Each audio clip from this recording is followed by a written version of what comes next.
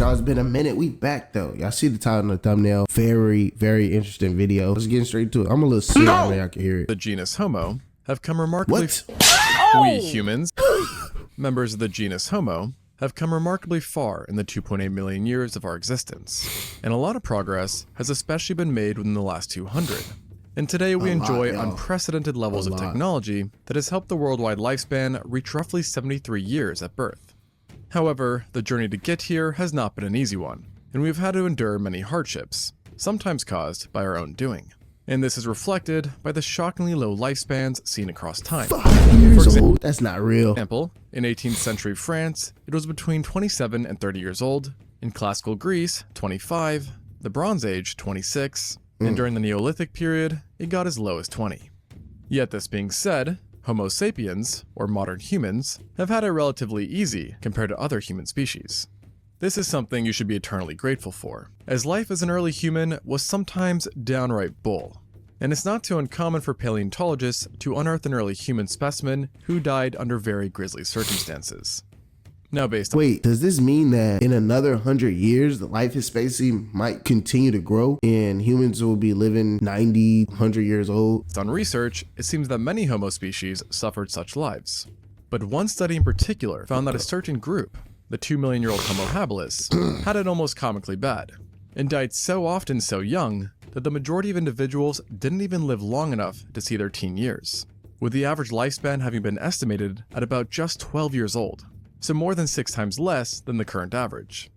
And what's crazy is that chances are that it was even lower, as the study looked at 26 random specimens and noted a lack of neonate and infantile individuals, heavily suggesting that the mortality rate was in reality much higher, and thus the life expectancy even lower than 12 years old. Such a fast and short life makes the Homo habilis the last human species you'd want to wake up as, and represents possibly the worst time to have ever been a You want to wake up as if we die at this time and then you wake up a Homo habilis. Y'all, if the average age of life expectancy is 12, when are they reproducing? I know that's not us. These are different species. human overall. Which thus begs the question, why were their lives so utterly brutal? Well, unfortunately for them, the answer is that virtually everything was stacked against them, including their very own bodies, as Homo habilis was one of the smallest humans to have ever lived, possibly averaging under 4 feet or 1.2 meters, making them 32% shorter than ourselves, and in the best case, weighing just 60% of what we do. Such a small body obviously made them quite vulnerable to injuries, and to add fuel to the fire, they didn't even have any notable robustness to their skeletal structure that would have at least helped them compensate for their lack of size. And it's likely that they experienced at least one serious fall throughout their life because they were partially arboreal, meaning they spent a good chunk of their lives in trees. And given that chimps often experience at least one major fall throughout their lives, the same can reasonably be said for Homo habilis, especially since they weren't as well adapted for climbing compared to chimpanzees. Although, relative to other humans, they were more ape-like overall, a result of them having been one of the first of our kind to enter the scene, with an existence that spanned from 2.3 to 1.65 million years ago. Some of these ape-like features included longer limbs and slightly apish extremities that allow them to better grip while climbing and swing from branch to branch. Now, possessing the ability to climb with ease is of course very useful, especially when surrounded by predators, and in most cases it lets animals easily avoid danger, therefore prolonging their life. However, in the case of the habilis, the benefits of this ability were largely negated, as it was paired with the worst possible diet, carnivorism. Okay, now, I was about you'd to think say, that a human living on a plant would be strictly vegetarian, but the habilis actually exhibited one of the higher levels of meat eating seen in humans, reflected by their very large incisors that helped them cut through meat, and their proportionally giant mandibles that were thicker than those of any living ape or human, which allowed them to generate more torsion and stress while biting, and thus helping to rip meat off of a body. This being said, they did also eat a lot of fruit and vegetables, but their meat-rich diet ultimately forced them to leave the safety of trees routinely, a problem exacerbated by their fondness for fish, which brought them close to water, and thus the dangers within. Just meat that was the problem, but also how they got it, as for some reason, Homo habilis decided to specialize in scavenging of all things, which is almost funny considering their small size, lack of large muscles, and limited technology that consisted of simple stone tools. In other words, they did not have much to help them secure kills. And one group of paleontologists found that at best, they would only be able to reliably defend carcasses from jackals and cheetahs. This meant basically nothing though, as Homo habilis, who lived in East and South Africa, was surrounded by not one, but multiple large carnivores that would frequently show up to contest carrion. And to make matters worse, these same predators also routinely preyed on the habilis themselves. That's crazy. As these early humans were, for lack of a better term, easy pickings. We're not going to do too many pauses. Crazy how things come back full circle. If we are descendants of these guys, we have went through a full circle. I'm talking about tigers on the brink of extinction. It's so many predators that aren't here anymore. And so, if you are a Homo habilis, you can be sure that on the daily, you live under the constant threat of being picked off by a very diverse range of different carnivores. Literally. That, mind you, each had their own unique, terrible way to dispatch you. Fuck you up. So I guess at least there's some variety. For now, direct evidence of interactions between predators and habilis are quite rare. But when looking at time and general vicinity, over 30 potential predators have been identified, with large cats in particular having had a profound impact on destroying their lifespans. One of the most prevalent ones lurking around would have been the Meganterion, a jaguar-sized saber-toothed cat that lived throughout Africa for the entire span of the habilis' existence. And despite being jaguar-shaped, it was more heavily built, and alarmingly had lower limbs that were actually lion-sized. These limbs possessed giant paws at the ends of them where razor-sharp recurved claws sat, just waiting to dig into the flesh of any unsuspecting Homo habilis. Once pinned, the habilis would then get to experience an array of sharp and serrated teeth, including 2 enlarged canines that would sink into their throat, severing major arteries and nerves, and fortunately leading to unconsciousness within seconds. However, unfortunately, there's also the chance that an unlucky victim would have had to experience the more rare, but much more terrifying killing method of having its entire head virtually covered by the attacking saber-toothed cat. And miraculously, this actually happened to a known human specimen who had puncture marks to its occipital bone, in other words, the back of its head. But what's crazy is that the angle of the bite confirmed that the attack did not come from the back, but rather the front, which basically means the Meganterion put the entire human's head in its mouth. And the idea is that on top of causing skull and brain damage, such an attack could kill by completely smothering the victim's nose and mouth with a saber-tooth's jaw, leading to suffocation. And in a case of more bad news for our distant relatives, the Meganterion had a very healthy appetite for Homo habilis. So much so, in fact, that it literally altered their carbon isotopic levels, which directly shows us that it was even more of a human killer than other animals that are associated with hunting primitive humans, such as the Dinofelis, which I should also mention coexisted with Homo habilis and presumably hunted it as well. These motherfuckers and to just add fuel to the fire, there was also Homotherium and Machairodus lurking around too, which is very unfortunate, what's up with these names? as the latter happened to be one of the largest felids to have ever existed, with some species reaching 405 kilograms or 893 pounds. Oh my god, almost 1,000 pound freaking cow. Both the Smilodon and male polar bears. At this size, it's not hard to imagine that even a well-placed paw swipe could take out an individual, especially since many victims seem to be targeted while young. And avoiding death by Machairodus would have been surprisingly difficult, because despite its great size, the Machairodus was a better jumper than many of the smaller, more agile cats, as its legs were too short to pursue long chases, which indicates that it relied on powerful jumps in order to catch prey. Which is all to say that escape by climbing a tree was pretty much out of the question. Meanwhile, while smaller, the Homotherium still stuck out as a notoriously bad animal for a habilis to get caught by, as its canines and incisors were shortened but broader than what's seen in other saber-toothed cats, transforming them into powerful puncturing weapons that also benefited from crenulations, in other words, irregular serrations that were wavy, creating a one-of-a-kind bite that both sliced and punctured simultaneously. I was going to say, what is he saying now, in my ear? While these cats were definitely a menace to habilis society, they were not the only group notorious for shortening their lives, as another family of predators that loved to snack on our ancestors were hyenas. Lord, Like they the eat cats, everything. there were also multiple different hyenas that went after hominins, but there were 2 that really stuck out, those being the Chasmoporthides and Pachycrocuta. Now, in typical unlucky habilis fashion, the Pachycrocuta happened to be one of the largest hyenas of all time, with specimens not only averaging the size of a lioness, but also possessing a bone-crushing bite that is likely one of the strongest pound-for-pound bites of any terrestrial mammal. This unusually powerful bite was also problematic not just because it would absolutely destroy you, but also because the ability to crack bones meant easy access to bone marrow. And thus it's likely that everything was bigger than them, yo. It was just bad. It was just GG's for these guys, yo. Like literally everything was bigger than them. And then look how much more video we have. Horrible time to be a human. Like literally the worst time to have ever, like literally 9 minutes in, he's named about 5 or 6 different things that would eat us or them. And then we continue to go. the Pachycrocuta showed up to a lot of carcasses. Not a great thing for our scavenging ancestor. And then when you add in the fact that Pachycrocuta likely hunted in packs, you suddenly have a whole serving and a half of death. And if caught, you'd also have to worry about the fact that in many situations, hyenas will literally eat their prey alive, which is something that I at least personally would want to avoid. And this problem would have actually been worse with the Chasmoporthetes, a smaller, yet in some ways scarier, kind of hyena. This was a member of an informal group of hyenas who are touted as being dog-like, meaning they are more gracile and nimble, likely prowling around in large packs. This more fragile size might sound like good news, but it really isn't. As small, but giant packs of dog-like hyenas eating you is definitely vastly more painful than getting one and done by a giant one. But the real issue wasn't this aspect of the Chasmoporthetes, but rather its limb construction, which reflected adaptations designed for extreme speed, bearing a strong resemblance to the legs seen in cheetahs, and thus leading to it being nicknamed the running or hunting hyena.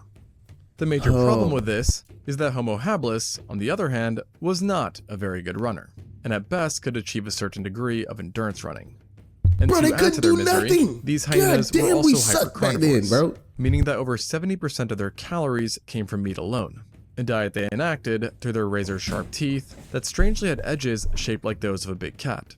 But as bad as these guys sound, they were nothing compared to what lurked in the waters of the Homo habilis' environment.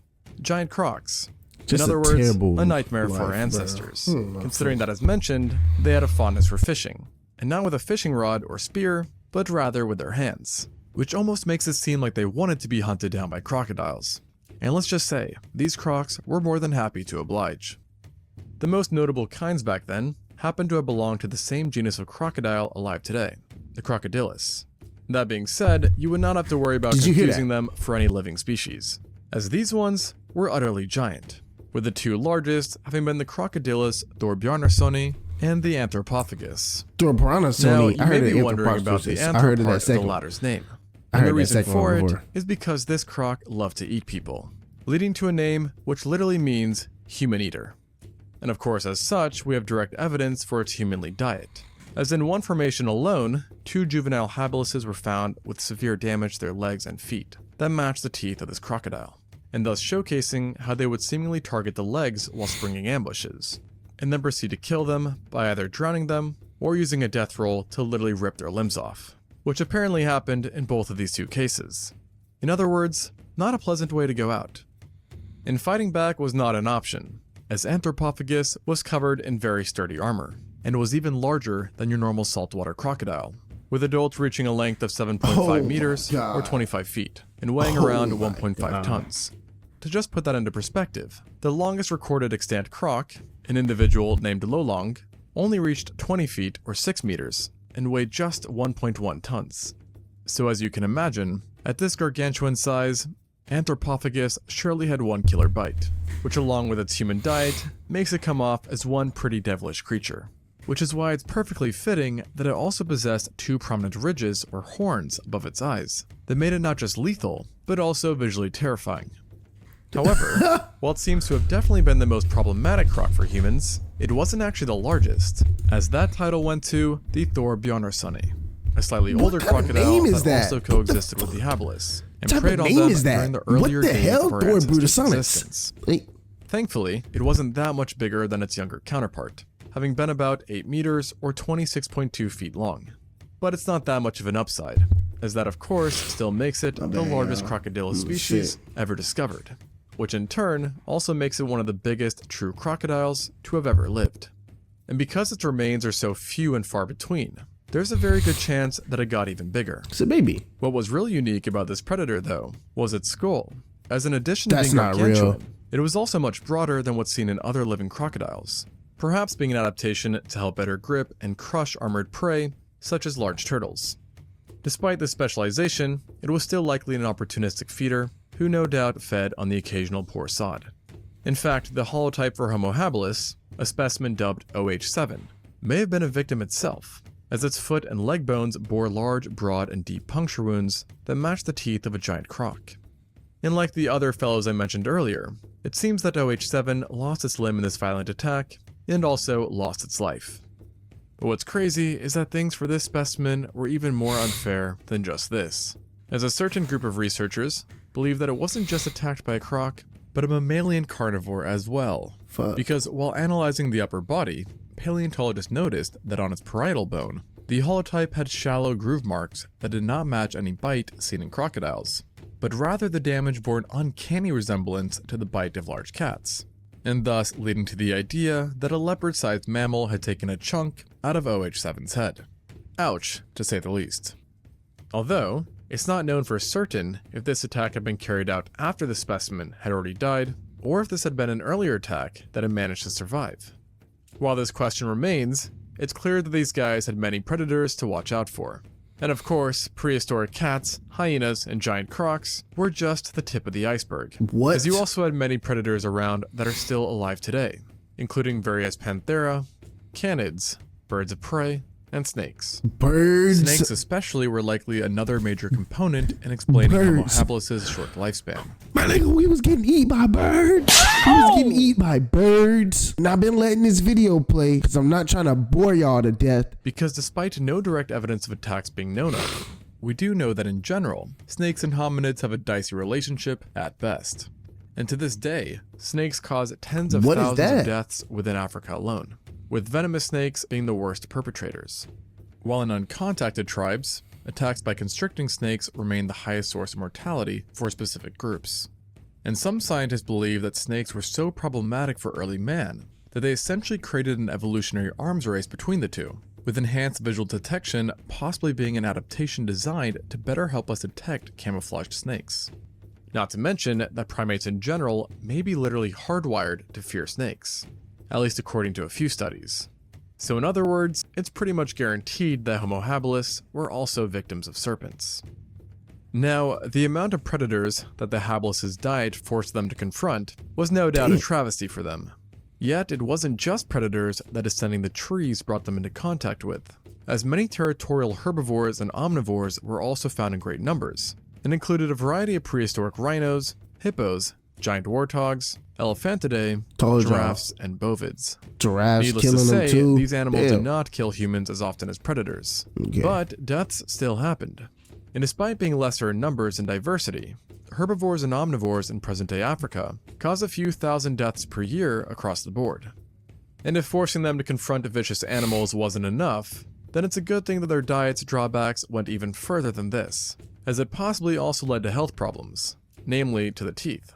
As of the 26 individuals studied, only about 40% had decent teeth, while the rest had severe wear and tear to their enamels, and chipped and cracked teeth. And while this may not sound all that gloomy, it really is when you consider that the oldest specimen was only 25 years old. And there were even multiple examples of specimens who were under 10 that already had major dental problems. And to really exemplify this, one individual, who was 17 years old, was found with dentistry so poor that it was about 2 times as bad as what you would expect to see in a modern elderly human who also had bad dental hygiene. This remarkable widespread level of damage was 100% caused by the diet of Homo habilis, but it was not necessarily a result of the scavenged meat.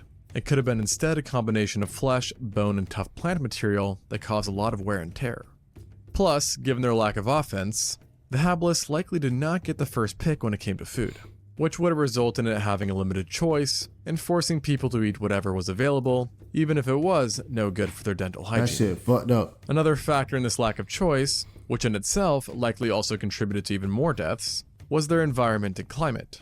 As during the Pleistocene, Africa experienced a period they dead-ass used rocks to catch prey. Intense fluctuations in the climate that resulted in coldness and increased aridity that made food options very scarce, Shit's crazy. and even leading to systematic starvation.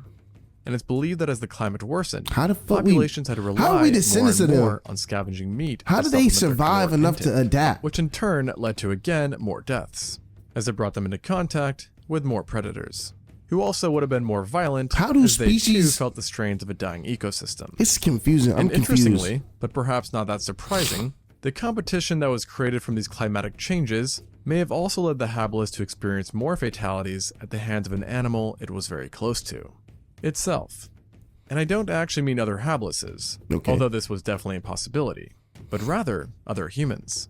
This habilis remains been found in the same area of not just one, but 3 other Homo species, as well as another hominin, with these specifically being Homo ergaster, erectus, and rudolfensis, and the Paranthropus boisei, respectively. We are aware that interactions with these close relatives at least sometimes ended violently, as there is at least one known Paranthropus specimen who was definitely killed by a habilis, possibly even becoming food for it. Now in this particular instance, the habilis managed to secure the dub, yet with the other Homo species, it was likely at a severe disadvantage for a few reasons. Firstly, it was the smallest Homo species at the time, and the least adapted for a terrestrial life, so any confrontation on the ground would have been the home field for the others. Secondly, the habilis unfortunately had the second smallest brain seen in any human, with an average brain size of between 500 and 687 centimeters cubed, making it 25% smaller than the next smallest brained Homo species it coexisted with, the ergaster, while the erectus could sometimes have a brain literally double the size. This large difference likely led to an intelligence gap between the habilis and its competitors, a notion partially reflected by the varying technologies that each species achieved.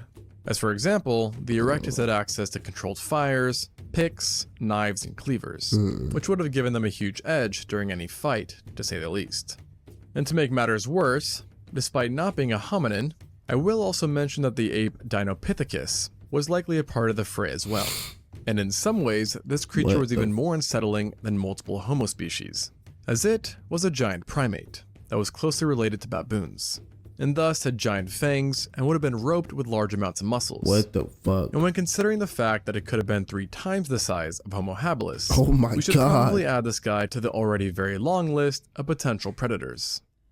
Ultimately, it was a very tough and unfair world to the Homo habilis.